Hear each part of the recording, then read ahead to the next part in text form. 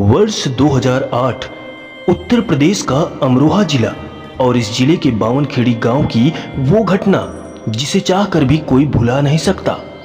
इस घटना के बाद जब लोग इंसाफ की मांग को लेकर सड़कों पर उतर आए थे, इतनी बड़ी वारदात को लेकर लोगों में काफी गुस्सा था। उस वक्त बसपा सुप्रीमो मायावती प्रदेश की मुख्यमंत्री थी। इस वारदात की चर्चा पूरे देश में आग की तरह फैल चुकी थी। मामला बहुत ही ज्यादा हाईलाइटेड हो गया था। अब पुलिस प्रशासन के लिए एक बड़ी चुनौती थी, कातिलों तक कैसे पहुंचा जाए। इसी बीच मुख्यमंत्री मायावती ने बावनखेड़ी गांव में अपनी दस्तक दे दी। फिर तो पुलिस प्रशासन के हाथ पांव फूलने लग गए। उस वक्त बावनखेड़ी हत्याकांड की जांच करने वाले पुलिस अधिकारी आरपी गुप्ता को वारदात से 2 दिन पहले ही हसनपुर थाने का चार्ज मिला था। इस पूरी वारदात का खुलासा करने वाले पुलिस अधिकारी आरपी गुप्ता ने शबनम केस से जुड़े रहस्य से पर्दा उठाते हुए क्या कुछ कहा है। आखिर तत्कालीन मुख्यमंत्री क्यों शबनम को आर्थिक मदद देना चाहती थी और इस आर्थिक मदद को शबनम को देने से किसने मना किया था।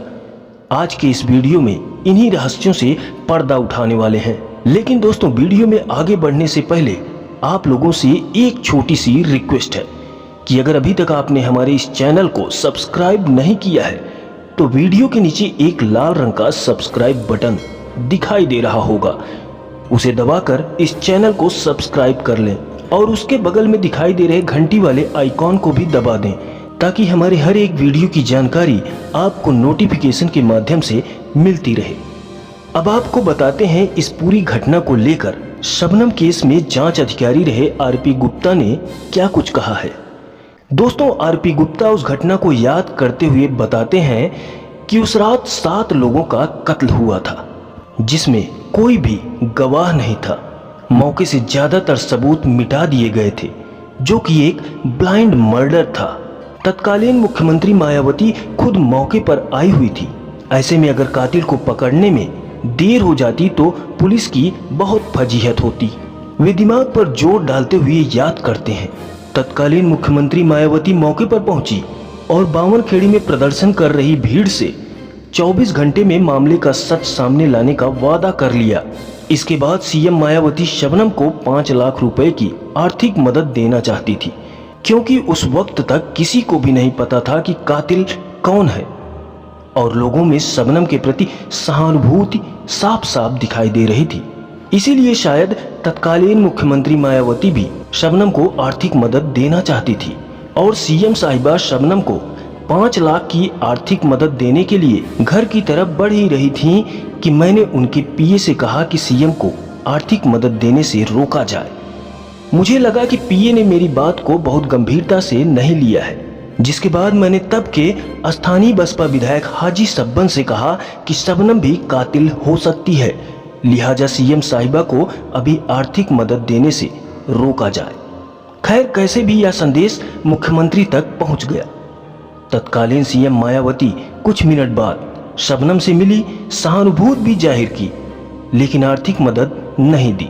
5 लाख रुपए मदद की घोषणा करते हुए उन्होंने कहा कि जांच पूरी होने पर ही सरकार पैसे देगी। अगले ही दिन पुलिस ने इस हत्याकांड का खुलासा कर दिया। तब तक शबनम और उसके प्रेमी सलीम पकड़े जा चुके थे।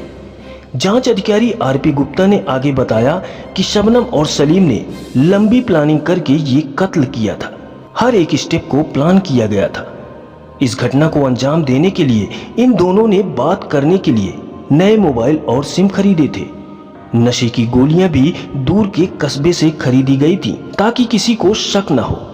शबनम ने एक चाल ये भी चली कि अपने चचेरे भाइयों पर इल्जाम लगा दिया क्योंकि इनका और शबनम के पिता से जमीनी विवाद चल रहा था।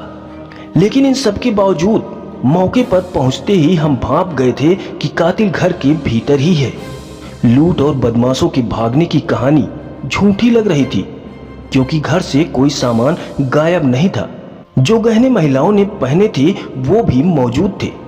पुलिस ने शुरुआती घंटों में शबनम के चचेरे भाई को शक के आधार पर पूछताछ के लिए पकड़ भी लिया।